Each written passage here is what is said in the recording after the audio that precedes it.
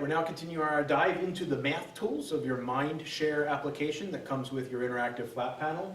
In our last video, we covered the numbers section of the math tool. Now we're going to be looking at the measurement options, and we've got a few different very useful tools here in the measurements section. I'm going to bring up a Google Doc that I've just copied a couple graphics in for you so that you can see how these could be used. The first one is a simple train, and they want you to measure in centimeters. So the first option I have on this measurement section of the math toolbar is a ruler. So I am able to drag that ruler over. I can make that ruler longer, or I can make it shorter, and then I can use it to measure things that are on the screen. You have inches on top and you have centimeters on the bottom. If I want to switch that and have centimeters on top, I have a up and down arrow here. If I click on that, it flips the ruler around now so that I have centimeters on top, and I can see that this train is 6.5 centimeters long. Again, I can make that as long as my IFP is wide, and then I can also exit away and get rid of it altogether. So that's the ruler tool. Right next to that, we have a converter option. I'm going to minimize the Google Doc and make this a little bit larger so you can see it. This is pretty cool. It's going to help me teach students how to do various conversions. We've got weight, volume, distance, temperature, time, and area. And then underneath each one, you have your inputs and outputs.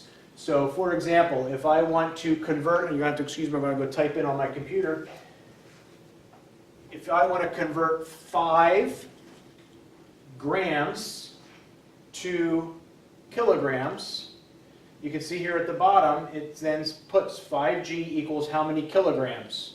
And again, just like with the math tools that I showed you in the last video, if I click on the question mark, it'll show me the answer, or I can also use this and throw it out to the students with their Chromebooks and get them to answer it and get instantaneous feedback on whether or not they know the answer or not. But you can see here by clicking the question mark, I get that it is equal to 5/1000ths of a kilogram. I can do the same thing with volume, distance, temperature, time, and area. So I can actually convert 5 days into hours. It tells me that that is 120 hours. But if I get rid of that, if I didn't want them to see it, I could leave it as a question mark and then use that as an assessment, a really quick assessment. So the converter tool's nice when I'm working in that area of mathematics. The next one is a stopwatch.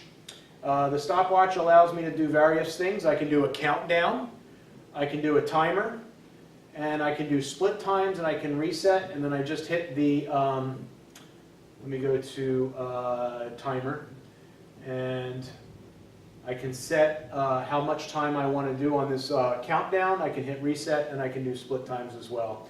So you might use that with your standardized testing, or if you just need the students to know how much time they have left on a certain task. The next tool is a protractor tool. So let me get back over to my Google Doc. I'm going to swing up here to an angle.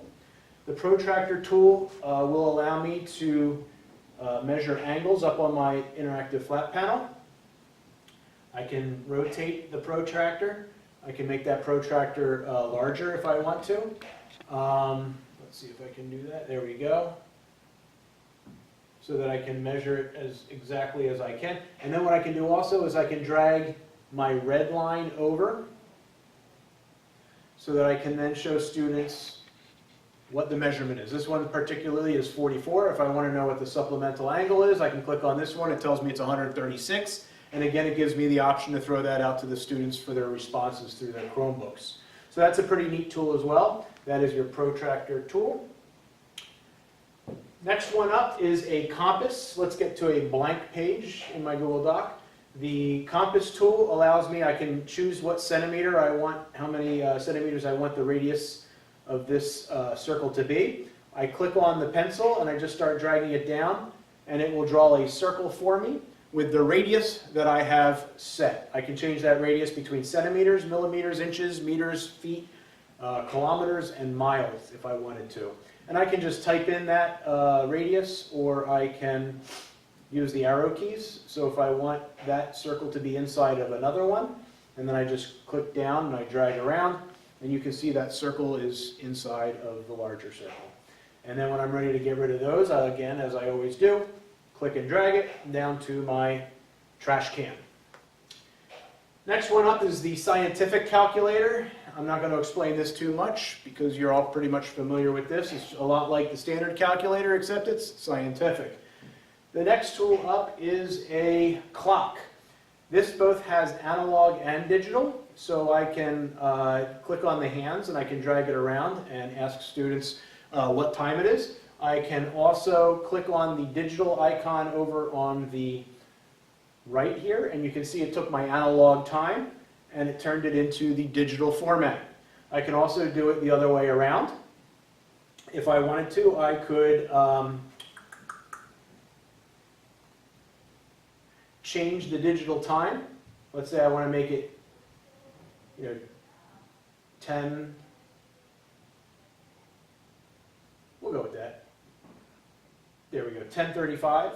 If I hit the refresh button, if I hit the clock over here, you can see it changes the analog to the time that I put on the digital clock. So that comes in handy as well. Let me get rid of this 100. I don't know what that guy's doing over there.